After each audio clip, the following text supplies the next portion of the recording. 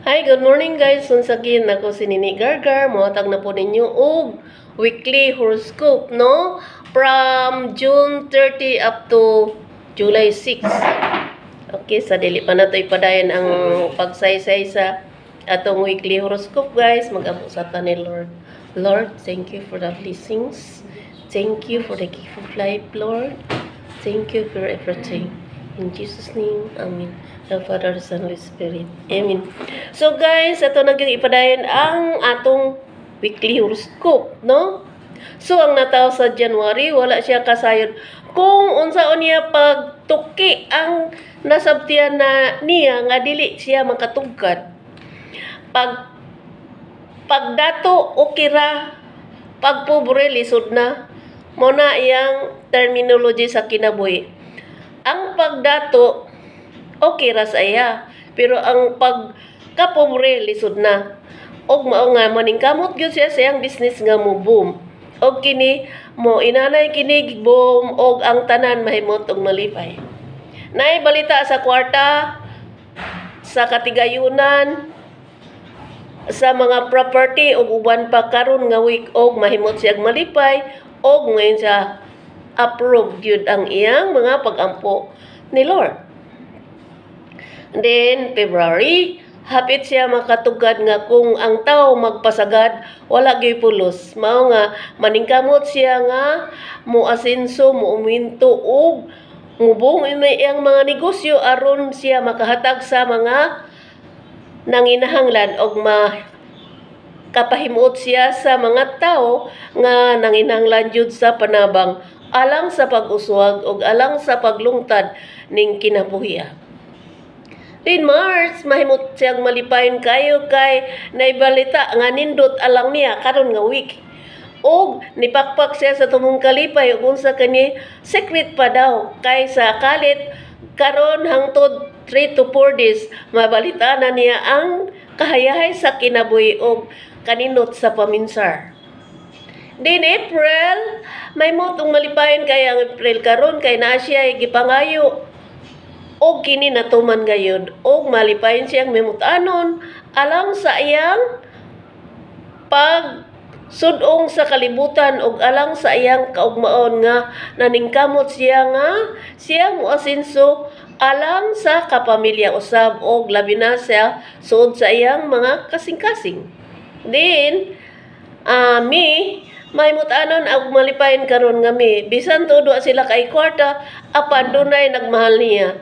Og mahimong malipay siya sa sunod adlaw kay naibalita nga makapahimot sa iyang kinabuhi. Din June, ang June kalipay gyud niya nga wala niya matugkad kung unsa gyud kini. Iyang gugma magpabilin hangtod sa hangtod og iyang promise magpadbilin usab. Mahimutanon og malipayon siya sa balita og kini nakalukso siya sa tumang kalipay kay dunay balita nga dili gyud siya makatuo.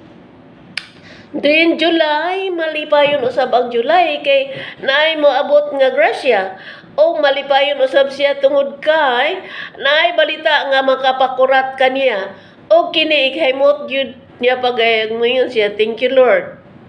Then August, ang August kalit siya nga nahitampawak siyang gihigdaan kay dunay balita nga makapag-uol og makapahimuot. Tungod kay ang iyang gipaabot nga kantidad moabot na apan murag kulang sa iyang gastuhan. Pero nahimot na lang siya pagdinali alang sa kahimuot sa pamilya o sa tibok manay nga kung unsa may madawat niya na gyud sila share niini. Og siya dili pud pwede nga magpasagad kay ang madawat niyang bandi nga dako-dako dili pasagdan kay kung pasagad siya wala gyud siya masibisan piso. Then September, ang September malipayon kayo siya karon kay naa na siya nadawat og mahimutanon usab siya kay naa siya nahimo og malipayon usab siya kay pagkwinta niya sa panahon do na nay blessing sa kalit nga bawat sa iyang kinabuhi. Then October, ang October mahimutanon og malipayon usab. Dili siya gusto nga surang-surangon kay ang iyang gusto perfect ang tanan, walay magbuot kung unsay iyang plano, kay siya ang nagdala sa iyang kaugalingon. Siya'y boss sa iyang kaugalingon, mo nga siya gi masunod. Sobra ka istrikto karon ang month of October nga taon niini. Og siya himuon gayud siya nga usa ka talagsaon tungod kay kung kinsay magsurang-surang aw birahan nga walay tihik-tihik, mao nga kinanglan siya taas og pasensya ug pailob aron way malainan niya og siya mahimong dili katugkad apan kinahanglan jud nga mag-reform siya. Kinahanglan i-control iyang mga feelings kay dili na nindot nga magpadayon hangtod sa hangtod kay dili maka tarunganon nga siya mo'y mo husga tungod kay na may husgado, ang husgado mo'y mo husga niini.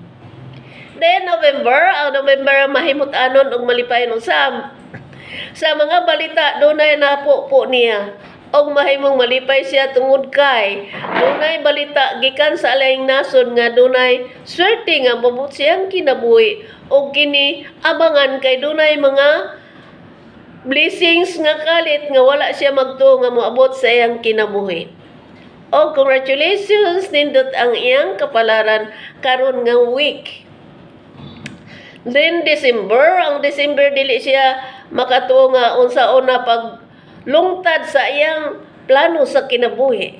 Gusto siya nga mag-business apan dili pa karon. Gusto siyang moadto sa laing dapit or mo-abroad apan dili pagyud na mahitabo karon.